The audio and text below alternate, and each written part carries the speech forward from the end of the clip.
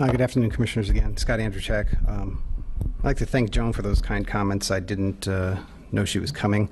I'm also going to speak about that workshop meeting, in particular to Commissioner Duffy and Mr. Patton. All of my questions are always professional. I don't really know any of you, and I don't really get into you. When I discuss with you, I'm always asking professional questions. Recently, I'm told that I made this document about Commissioner Deutsch. I don't know how I made it, since it came from Ms. Broderick to Tommy Scott to Kelly Shoemaker to Ray Sandrock to Jeanette Knowlton, and then through a public records request. But this is what you folks do. You accuse us of what you actually do.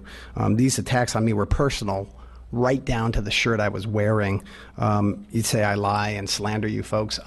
Commissioner Duffy, why don't you tell me one lie you think I made? I've stood at this podium 3 times and said, if you think I've said anything wrong, Mr. Andrzejczyk, if you could please address the board as a whole, please. If you think I've said anything wrong, you're free to come and tell me, because I'm happy to be corrected. I don't mind being wrong.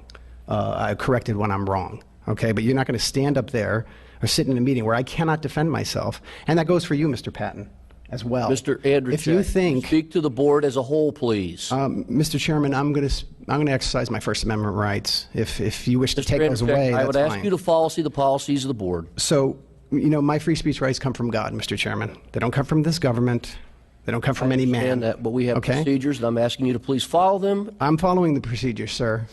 I'm following the First Amendment. Board as a whole, sir. And so I don't wish to get into it with you, sir. But the fact of the matter is that the 4 of you sat silently while I was slandered in a meeting. It was embarrassing, first of all.